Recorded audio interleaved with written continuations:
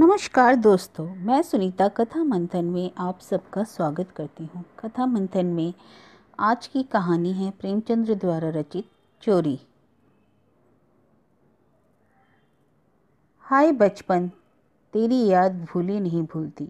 वह कच्चा घर, टूटा घर, पुआल का बिछौना, नंगे बदन नंगे पाँव खेतों में घूमना, आम के पेड़ों पर चढ़ना, सारी बातें आंखों के सामने फिर रही हैं। जूते पहन कर उस वक्त कितनी खुशी होती थी कि अब फ्लेक्स के बूटों से भी नहीं होती। गरम पनुए रस में जो मज़ा था अब वह गुलाब के शरबत में भी नहीं। चबेने और कच्चे बेरों में जो रस था वह अब अंगूर और खीर मोहन में भी नहीं मिलता। मैं अपने चचेरे भाई हल्दर के साथ दूसरे गांव में एक मौलवी साहब के यहाँ पढ़ने जाया करता था। मेरी उम्र उस समय 8 वर्ष की थी। हल्दर भाई, जो अब स्वर्ग में निवास कर रहे हैं, मुझसे 2 साल जेठे थे।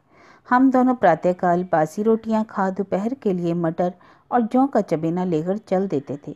फिर तो सारा दिन अपना था। मौलवी साहब के यहाँ कोई हाजिरी का रजिस्टर तो था नहीं और ना गैर हाजिरी का जुर्माना ही देना पड़ता था, तो फिर डर किस बात का। कभी तो थाने के सामने खड़े सिपाहियों की कवायद देखते, तो कभी किसी भालू बंदर का नाचने वाले मदारी के पीछे पीछे घूमते दिन काट देते। कभी रेलवे स्टेशन की ओर निकल जाते और गाड़ियों की बाहर देखते। गाड़ियों के समय का जितना ज्ञान हमको था उतना शायद टाइम टेबल को भी ना था। रास्ते में शहर के एक महाजन ने एक बाग लगवाना शुरू किया था। वहीं एक कुआं खुद रहा था। वह भी हमारे लिए दिलचस्प तमाशा था। बूढ़ा माली हमें अपनी झोपड़ी में बड़े प्रेम से बैठाता और हम उससे झगड़ झगड़ कर उसका काम करते। कहीं बाल्टी लिए पौधों को सींच रहे हैं तो कहीं खुरपी से क्यारियां गोड़ रहे हैं, कहीं कैंची से बेलों की पत्तियां छाट रहे हैं। उन कामों में कितना आनंद आता था। माली बाल प्रकृति का पंडित था। हमसे काम लेता पर इस तरह मानो हम पर कोई एहसान कर रहा हो। जितना काम वह दिन भर में करता उसे हम घंटे भर में निपटा दे। अब वह माली तो नहीं रहा, लेकिन बाग हरा भरा है। उसके पास से होकर गुजरता हूँ तो जी चाहता है उन पेड़ों के गले मिलकर रोऊं और कहूँ, प्यारे तुम मुझे भूल गए, लेकिन मैं तुम्हें नहीं भूला। मेरे हृदय में तुम्हारी याद अभी तक हरी है और उतनी ही हरी जितने तुम्हारे पत्ते। निस्वार्थ प्रेम के तुम जीते जागते स्वरूप हो। कभी कभी हम हफ्तों गैर हाजिर रहते, पर मौलवी साहब से ऐसा बहाना कर देते कि उनकी बड़ी हुई त्योरियां उतर जाती। उतनी कल्पना शक्ति आज होती तो ऐसा उपन्यास लिख मारता कि लोग चकित रह जाते। किंतु अब तो यह हाल है कि बहुत सिर खपाने के बाद भी कोई कहानी नहीं सूझती। खैर, हमारे मौलवी साहब दर्जी थे। मौलवीगिरी केवल शौक से करते थे। हम दोनों भाई अपने गांव के कुर्मी कम्हारों से उनकी खूब बड़ाई करते थे। यूँ कहिए कि हम मौलवी साहब के सफरी एजेंट थे। हमारे उद्योग से जब मौलवी साहब को कुछ काम मिल जाता तो फूले ना समाते, और जिस दिन कोई अच्छा बहाना ना सूझता मौलवी साहब के लिए कोई ना कोई सौगात ले जाते। कभी आज सिर फलियाँ तोड़ ली तो कभी 10-5 ऊख, कभी जौ या गेहूं की हरी हरी बालें ले ली। उन सौगातों को देखते ही मौलवी साहब का क्रोध शांत हो जाता, और जब इन चीज़ों की फसल ना होती तो हम सजा से बचने का कोई और ही उपाय सोचते। मौलवी साहब को चिड़ियों का शौक था। मतलब शाम, बुलबुल, दहियल और को वो पिंजरे से लटकाते थे। हमें सबक याद हो या ना हो, पर चिड़ियों को याद हो जाते थे। हमारे साथ ही वे पढ़ा करती थी। इन चिड़ियों के लिए बेसन पीसने में हम लोग खूब उत्साह दिखाते थे। मौलवी साहब सब लड़कों को पतंगे पकड़ लाने की ताकीद करते रहते। इन चिड़ियों को पतंगों में विशेष रुचि थी। कभी कभी हमारी बला पतंगे ही के सिर चली जाती। उनका बलिदान करके हम मौलवी साहब के रौद्र रूप को प्रसन्न कर लिया करते थे। एक दिन सवेरे हम दोनों भाई तालाब में मुंह धोने गए। हल्दर ने कोई सफ़ेद सी चीज़ मुट्ठी में लेकर दिखाई। मैंने लपक कर मुट्ठी खोली तो उसमें 1 रुपया था। विस्मित होकर पूछा, यह रुपया तुम्हें कहाँ मिला? अम्मा ने ताक पर रखा था, चारपाई खड़ी करके निकाल लाया, हल्दर बोला। घर में कोई संदूक की अलमारी तो थी नहीं। रुपए पैसे एक ऊंचे ताक पर रख दिए जाते थे। एक दिन पहले चचा जी ने सन बेचा था, उसी के रुपए जमींदार को देने के लिए रखे हुए थे। हल्दर को ना जाने क्यों कर पता लग गया। जब घर के सब लोग काम धंधे में लग गए तो अपनी चारपाई पर खड़े होकर उस पर चढ़कर 1 रुपया निकाल लिया।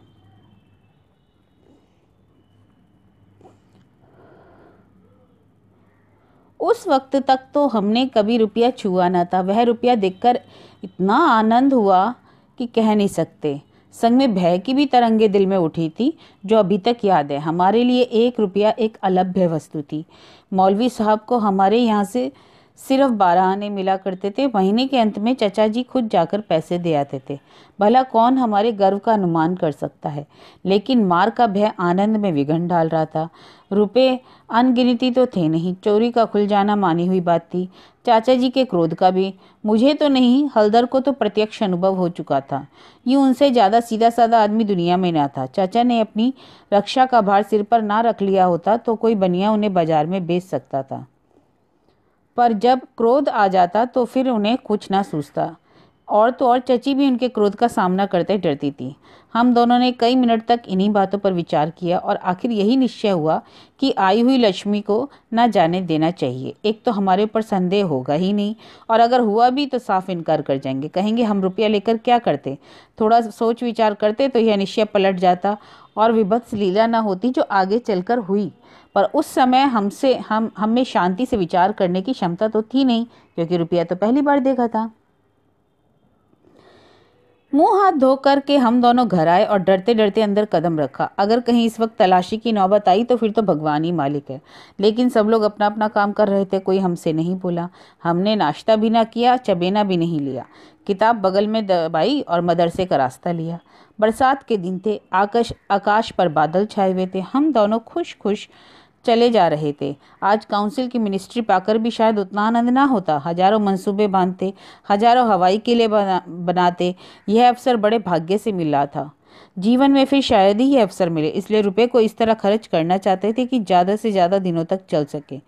यद्यपि उन दिनों 5 आने सेर बहुत अच्छी मिठाई मिलती थी और शायद आधा सेर मिठाई में हम दोनों ही अफर जाते, लेकिन यह ख्याल हुआ कि मिठाई खाएंगे तो रुपया आज ही गायब हो जाएगा। कोई सस्ती चीज खानी चाहिए जिसमें मजा भी आए, पेट भी भरे और पैसे भी गर्म खर्च हो। आखिर अमरूदों पर हमारी नजर गई। हम दोनों राजी हो गए। 2 पैसे के अमरूद लिए। सस्ता समय था। बड़े बड़े 12 अमरूद मिले। हम दोनों के कुर्तों के दामन भर गए। जब हलदर ने खटकिन के हाथ में रुपया रखा तो उसे संदेह हुआ कि रुपया कहाँ से पाया लल्ला, चुरा कर तो नहीं लाए। जवाब हमारे पास तैयार था, ज़्यादा नहीं, 2-3 किताबें तो पढ़ ही चुके थे और विद्या का कुछ कुछ असर ही चला था। मैंने झट से कहा, मौलवी साहब को फीस देनी है। घर पर पैसे ना थे तो चचा जी ने रुपया दे दिया। इस जवाब से खटकिन का संदेह दूर हो गया। हम दोनों ने एक पुलिया पर बैठकर खूब अमरूद खाए, मगर अब 15.5 आने कैसे पैसे कहाँ ले जाएं। 1 रुपया छिपा लेना तो इतना मुश्किल काम ना था। पैसों का ढेर कहाँ छिपता, ना कमर में इतनी जगह थी और ना जेब में इतनी गुंजाइश। उन्हें अपने पास रखना चोरी का ढिंढूरा पीटना था। बहुत सोचने के बाद निश्चय किया कि 12 आने तो मौलवी साहब को दे दिए जाए, शेष 3.5 आने की मिठाई उड़े। यह फैसला करके हम लोग मकतब पहुंचे। आज कई दिनों के बाद गए थे। मौलवी साहब ने बिगड़ कर पूछा, इतने दिन कहाँ थे। मैंने कहा, मौलवी साहब घर में गमी हो गई। यह कहते कहते 12 आने उनके सामने रख दिए। फिर क्या पूछना था। पैसे देखते ही मौलवी साहब की बाँछें खिल गई। महीना खत्म होने में अभी कई दिन बाकी थे। साधारणतया दिन महीना चढ़ जाने और बार बार तकाजे करने पर कहीं पैसे मिलते थे। अब कि इतनी जल्दी पैसे मिल जाएंगे। पैसे पाकर उनको खुश करना अस्वाभाविक बात ना थी। हमने अन्य लड़कों की और सगर्व नेत्रों से देखा, मानो कह रहे हो, एक तुम हो कि मांगने पर पैसे नहीं देते और एक हम है कि पेशगी दे देते हैं। हम अभी सबक पढ़े ही रहे थे कि मालूम हुआ आज तालाब का मेला है, दोपहर में छुट्टी हो जाएगी, मौलवी साहब मेले में बुलबुल उड़ाने जाएंगे। यह खबर सुनते ही हमारी खुशी का ठिकाना न रहा। 12 आने तो बैंक में जमा ही कर चुके थे। 3.5 आने से मैं मेला देखने का ठहरी। खूब बाहर रहेगी, मज़े से रेवड़ियाँ खाएंगे, गोलगप्पे उड़ाएंगे, झूले पर चढ़ेंगे और शाम को घर पहुँचेंगे। लेकिन मौलवी साहब ने एक कड़ी शर्त लगा दी कि सब लड़के छुट्टी के पहल अपना सबक सुना दें। जो सबक ना सुना सकेगा उसे छुट्टी ना मिलेगी। और नतीजा यह हुआ कि मुझे तो छुट्टी मिल गई, पर हलदर का कैद हो गया। और कई लड़कों ने भी सबक सुना दिए। वे सभी मेला देखने चल पड़े तो मैं भी उनके साथ हो लिया। पैसे मेरे पास थे, इसलिए मैंने हलदर को साथ लेने का इंतजार भी ना किया। तय हुआ गया था कि वह छुट्टी पाते ही मेले में आ जाए और हम दोनों साथ साथ मेला देखें। मैंने वचन दिया था कि जब तक वह न आएंगे तो मैं एक पैसा भी ना खर्च करूंगा। लेकिन क्या मालूम था कि दुर्भाग्य कुछ और ही लीला रच रहा है। मुझे मेला पहुंचे 1 घंटे से ज़्यादा गुजर गया, पर हलदर का कहीं पता नहीं था। क्या अभी तक मौलवी साहब ने छुट्टी नहीं दी या रास्ता भूल गए। खैर, आंखें फाड़ फाड़ कर मैं सड़क की ओर देखता रहा। अकेले मेला देखने को जी भी ना लगता था। संशय हो रहा था कि कहीं चोरी खुल तो नहीं गई और चचा जी हलदर को पकड़कर घर तो नहीं ले गए। आखिर जब शाम हो गई तो मैंने कुछ रेवड़ियाँ खाई और हल्दर के हिस्से के पैसे जेब में रखकर धीरे धीरे घर चला। रास्ते में ख्याल आया मकतब होता चलूं, शायद हल्दर वहीं हो, मगर वहाँ सन्नाटा था। हाँ, एक लड़का खेलता हुआ मिला। उसने मुझे देखते ही जोर से कहका मारा और बोला, बच्चा जाओ घर। कैसी मार पड़ती है पता चलेगा। तुम्हारे चचा आए थे, हल्दर को मारते मारते ले गए हैं। अजी ऐसा तान कर घूसा मारा कि मियाँ हल्दर मुंह के बल गिर पड़े। यहाँ से घसीटते ले गए हैं। तुमने मौलवी साहब की तनख्वाह दे दी थी ना, वह भी ले ली। अभी कोई बहाना सोच लो, नहीं तो बेभाव की पड़ेगी। मेरी तो सारी सिट्टी पिट्टी भूल गई, बदन का लहू सूख गया और वही हुआ जिसका मुझे शक हो रहा था। पैर मन मन भर भर के हो गए थे। घर की और एक एक कदम चलना मुश्किल हो गया। देवी देवताओं के जितने नाम याद थे सभी को मानता मानी, किसी को लड्डू, किसी को पेड़े, किसी को बतासे। गांव के पास पहुंचा तो गांव की ढेर पर सुमिरन किया, क्योंकि अपने हलके में ढी की इच्छा सर्वप्रधान होती है। सब कुछ किया, लेकिन ज्यों-ज्यों घर निकट आता दिल की धड़कन बढ़ती जाती, घटाएं उमड़ी आती थी। मालूम होता था आसमान फटकर गिरा ही चाहता है। देखता था लोग अपने अपने काम छोड़ छाड़ कर भागे जा रहे हैं। गोरू भी पूछ उठाए घर की और उछलते कूदते चले जाते हैं। चिड़िया भी अपनी घोंसलों की तरफ जा रही है, लेकिन मैं उसी मंद गति से चला जाता था, मानो पैरों में शक्ति नहीं थी। जी चाहता था कि जोर का बुखार चढ़ जाए या कहीं से चोट लग जाए, लेकिन कहने से दो भी कभी गधा तो चढ़ता नहीं है, बुलाने पर मौत भी नहीं आती, तो बीमारी का कहना ही क्या। कुछ ना हुआ तो धीरे धीरे चलने पर भी घर सामने ही आ गया। अब क्या हो। हमारे द्वार पर इमली का एक घना वृक्ष था। मैं उसी की आड़ में छिप गया कि जरा और अंधेरा हो जाए तो चिपके से घर में घुस जाऊं और अम्मा के कमरे में चारपाई के नीचे जा बैठूं। जब लोग सो जाएंगे तो अम्मा से सारी कथा कह सुनाऊंगा। अम्मा कभी नहीं मारती, जरा उसके सामने झूठ मूठ रहूंगा तो पैर और भी पिघल जाएगी। रात कट जाने पर फिर कौन पूछता है, सुबह तक सबका गुस्सा ठंडा हो ही जाएगा। आखिर ये मंसूबे पूरे हो जाते थे तो इसमें संदेह नहीं कि मैं बेदाग बच जाता।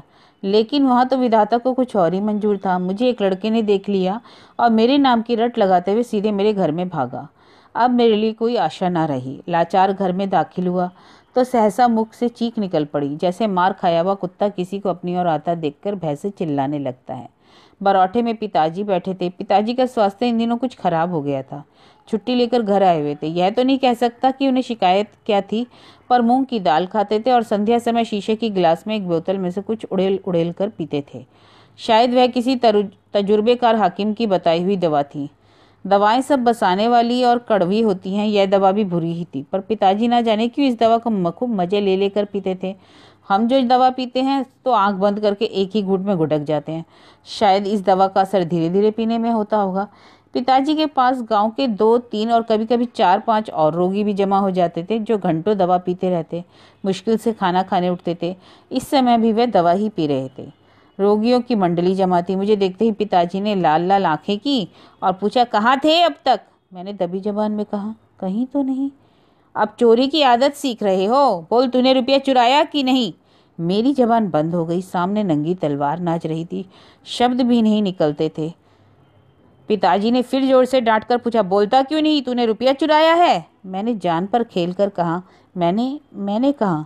मुंह से अभी बात भी ना निकलने पाई थी कि पिताजी विकराल रूप धारण किए दांत पीसे झपट कर उठे और हाथ उठाए मेरी ओर चले। मैं जोर से चिल्लाकर रोने लगा। ऐसा चिल्लाया कि पिताजी भी सहम गए। उनका हाथ उठा ही रह गया। शायद समझे कि जब अभी से ये हाल है, अगर तमाचा पड़ जाएगा तो कहीं जान ना निकल जाए। मैंने यह देखा तो मेरी भी हिमाकत कम कर गई और गला फाड़ फाड़ कर रोने लगा। इतने में मंडली के 2-3 आदमियों ने पिताजी को पकड़ लिया और मेरी ओर इशारा किया कि भाग जा। बच्चे ऐसे मौके पर और भी मचल जाते हैं और व्यर्थ मार खा जाते हैं। मैंने बुद्धिमानी से काम लिया, लेकिन अंदर का दृश्य इससे भी विभत्स था। मेरा तो खून सर्द हो गया। हल्दर के दोनों हाथ एक खंभे से बंधे थे। सारी देह धूल दूसरित हो रही थी। वह अभी तक सिसक रहे थे। शायद आंगन भर में लौटे थे। ऐसा मालूम हुआ कि सारा आंगन उसके आंसुओं से भर गया है। चची हल्दर को डांट रही थी और अम्मा बैठी मसाला पीस रही थी। सबसे पहले मुझ पर चची की निगाह पड़ी। बोली, लो वह भी आ गया। क्यों रे, रुपया तूने चुराया था ना, या इसने। मैंने निशंक होकर कहा, हल्दर ने। अम्मा बोली, अगर उसी ने चुराया था तो तूने घर आकर किसी को कहा क्यों नहीं। अब झूठ बोले बगैर बचना मुश्किल था। मैं तो समझता था कि जब आदमी की जान को खतरा होता है तो झूठ बोलना क्षम्य होता है। हलदर मार खाने के आदी थे, 2-4 घूंसे और पड़ने से उनका कुछ तो बिगड़ नहीं सकता था। मैंने कभी मार ना खाई थी, मेरा तो 2 ही 4 घूंसों में काम तमाम हो जाता। फिर हलदर ने भी तो अपने को बचाने के लिए मुझे फंसाने की चेष्टा की थी, नहीं तो चची मुझसे यह क्यों पूछती, रुपया तूने चुराया या हलदर ने? किसी भी सिद्धांत से मेरा झूठ बोलना इस समय सतुत्य नहीं था, क्षम्य जरूर था। मैंने छूटते ही कहा, हलदर कहते थे किसी ने बताया तो मार डालूंगा। देखा, अम्मा बोली, वही बात निकली ना। मैं तो कहती थी कि मेरा बच्चा ऐसी आदत नहीं है, पैसा तो वे हाथ से छूता ही नहीं है, लेकिन सब लोग मुझी को उल्लू बनाने लगे। हलदर बोला, मैंने तुमसे कब कहा था कि बताओगे तो मारूंगा? वही तालाब किनारे। मैं बोला, अम्मा ये बिल्कुल झूठ बोल रहा है। हलदर ने कहा, झूठ नहीं सच है। चची ने कहा, झूठा तो तू है और तू सारा संसार सच्चा है। तेरा नाम निकल गया ना, तेरा बाप नौकरी करता, बाहर से रुपए कमा लाता, 4 जने भले आदमी कहते तो तू भी सच्चा होता। अब तो तू ही झूठा है। जिसके भाग में मिठाई लिखी है उसने मिठाई खाई, तेरे भाग में तो लात लिखा है तो तू लात खा। यह कहते हुए चची ने हलदर का हाथ खोल दिया और हाथ पकड़कर भीतर ले गईं। मेरे विषय में स्नेहपूर्ण आलोचना करके अम्मा ने पासा पलट दिया था, नहीं तो अभी बेचारे पर ना जाने कितनी मार पड़ती। मैंने अम्मा के पास बैठकर निर्दोषिता का खूब राग अल्पाया। मेरी सरल हृदया माता मुझे सत्य के अवतार समझती थी। उन्हें पूर्ण विश्वास हो गया कि सारा अपराध हलदर का है। एक क्षण बाद मैं गुड़ चबेना लिए कोठरी से बाहर निकला। हलदर भी उसी वक्त चूड़ा खाते हुए बाहर निकले। हम दोनों साथ साथ बाहर आए और अपनी अपनी आप बीती सुनाने लगे। मेरी कथा सुखमय थी और हलदर की दुखमय, पर अंत दोनों का एक ही था, गुड़ और चबेना। यह थी बचपन की यादें जो कभी भूले नहीं भूलती। ऐसी शायद यादें आपकी भी होगी, हमारी भी हैं। धन्यवाद।